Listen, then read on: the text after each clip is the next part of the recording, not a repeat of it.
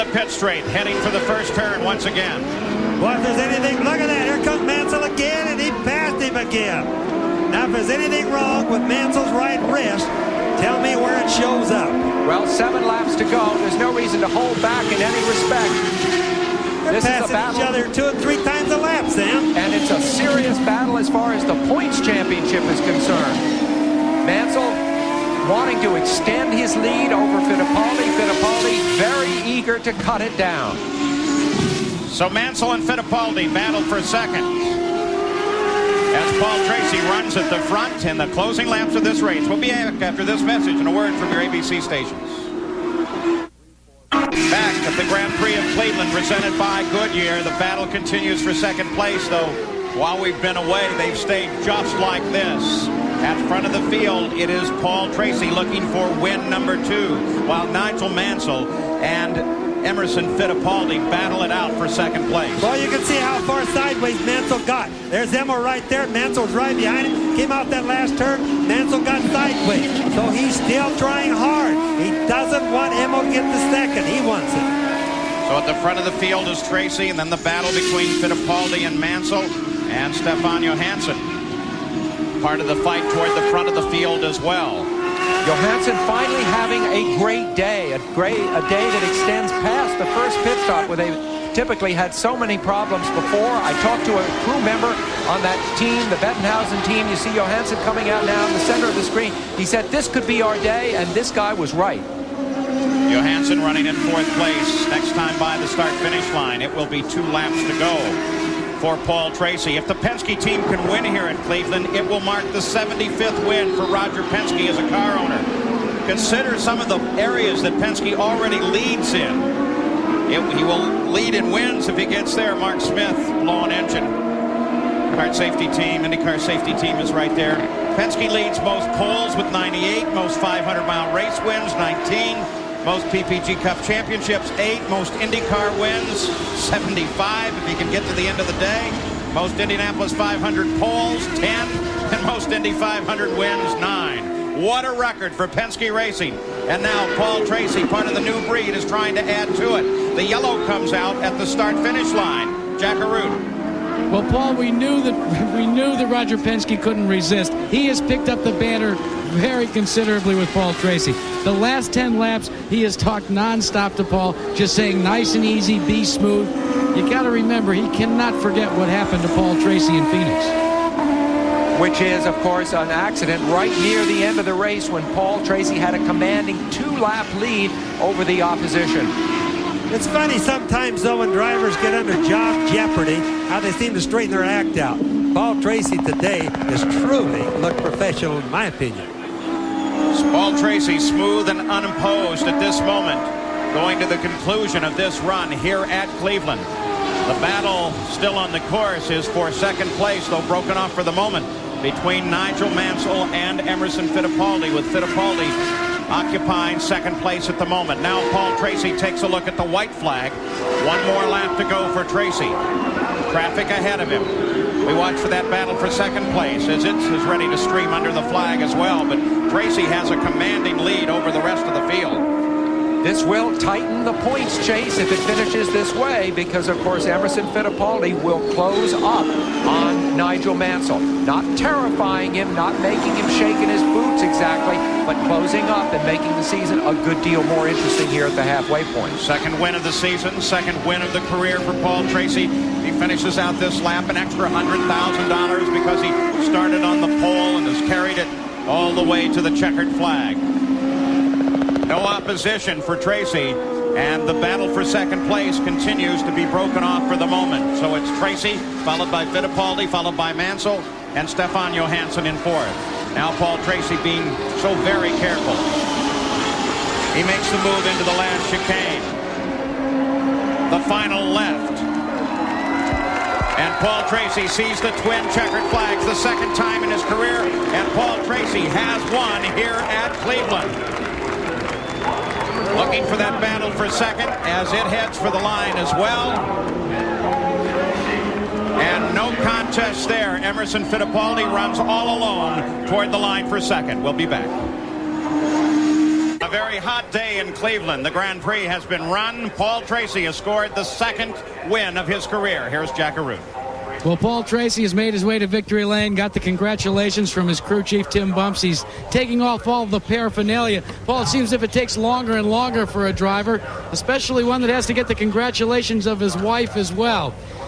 A win at Long Beach on a temporary road circuit, a win in Cleveland on an airport road circuit. Paul Tracy, congratulations. It looked pretty effortless today, was it? Well, it wasn't real effortless. It was real hot today, and the competition was tough right from the word go with Nigel Mansell and Emerson, and it's a testament to the crew and the job they did get me in and out of the pits quicker than everybody else, and that's how we were able to build up the lead. What about your maturity through the year? Compare how you feel now as to when you captured your first victory in Long Beach. Well, you know, a lot of time has gone by since then. I've had some disappointments, and I've had some, good race back at Portland, and I knew coming into this race mid-season that we needed to get the season turned around and really start to, make a charge towards the end of the year, and that's what we're trying to do. You're going into Toronto now. You have always said that's important, but you go with $100,000 more than you would have. Well, it's a nice bonus, a Marlboro Pole Award bonus, and I'm glad I'm the guy that won it. And it feels real good going into Toronto, my hometown. I'm really looking forward to going up there next week. Well, congratulations. Let's check in with Gary Gerould. Gary? Well, here's another Marlboro driver with a big smile. Second for Emerson Fittipaldi, the sweep for Team Penske. But the race that you and Nigel Mansell had for second in those last laps was as exciting for you as it was for us to watch. Oh, it was incredible. I lost a lot of ground mid-race, and then I was running stronger, and I was really pleased. I mean, Nigel did a clean job. I did a clean job. I think it was a fantastic race. Former world champions battling out there. Now, Emerson, you gain a couple of points. You close it in a little bit more, and that puts a little more pressure on Nigel.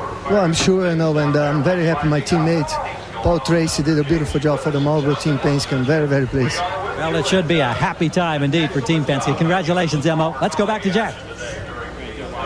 Well, we're taking a look at Nigel Mansell as he's getting the congratulations of Carl Haas, Paul Newman, Stan Barrett. Nigel, a very spirited run all afternoon. Yeah, it was great. The team worked fantastic. I'm afraid I gave the car all I could give. I think everyone could see the Penske was using a little less road than what I was, and it was very tough out there. We had a real exciting fight for second place. I'm disappointed but happy at the same time. We got a great finish, and all credit to the Newman Haas team and all the great sponsors we have. What about the wrist? You heard it yesterday. Yeah, it's killing me now, but I mean, what the heck? I mean, the race is over now, so I don't have to worry about it. And lots of points for the championship. Yeah, but I'd like to finish ahead of Mo. He's got a bit closer, but there's a long way to go yet, and it was a great race. Paul? Third place, Nigel Mansell. He only has a week to rest that wrist before he heads off to Toronto along with the rest of the IndyCar drivers. We'll have coverage there for you. And we'll be back with more from Cleveland.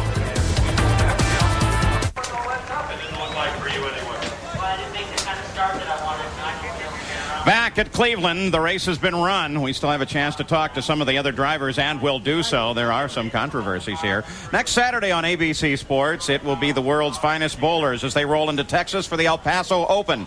Then ABC's Wide World of Sports features the Houdinis of the hard court. In a special encore performance, the Harlem Globetrotters visit South Central LA, plus all-star athletes roll into action in the Squirt Summer Skate from Universal Studios in Florida.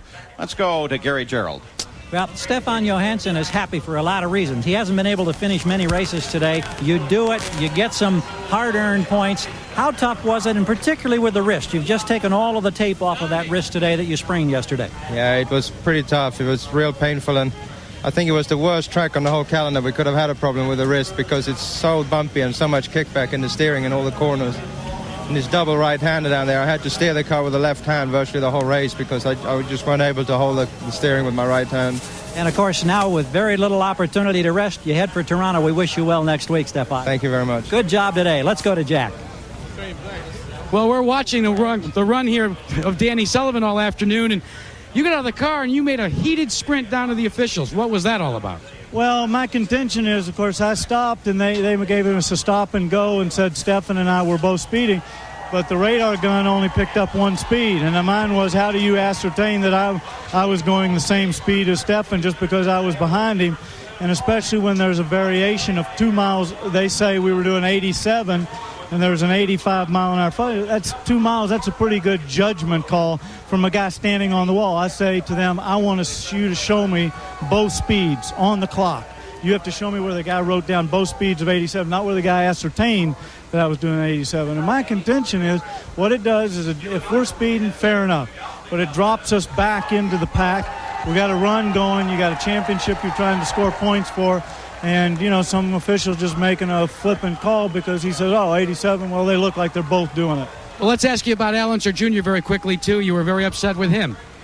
Well, just, Al said, in Portland, if you move over on anybody, that's blocking. And he made a mistake coming out of a corner. I went past, tried to go past him. He moved over and chopped my nose off. Some more words with this team, Paul. Danny Sullivan angry and still looking for points. Here's the top 6 unofficial results at the moment with Paul Tracy at the top of the order. Sullivan is not appearing to affect this part of the order with Paul Tracy as the winner and $100,000 richer over the purse for running from the pole to the finish of the race as the winner. Penske cars 1 and 2 in their 75th victory. Nigel Mansell in third, and the points fight still very tight. Well, Mansell still leads in the points, but second in points now is Emerson Fittipaldi instead of Bosell. And the way the Penske chassis is working, I think that Fittipaldi poses a bigger threat overall to Mansell than Bosell did. So Bosell coming on, dropping back into third in the points, and Fittipaldi coming on. So now the halfway point in the season has been crossed. Round number 8 of the PPG IndyCar World Series has been run. In 1 week, it is on to Toronto. And then another 500 at the Michigan International Speedway. I'm Paul Page for Sam Posey, Bobby Unser, Jack Arute, and Gary Gerald. Thanks for being with us today, and we will see you next week in Toronto. Congratulations to Paul Tracy.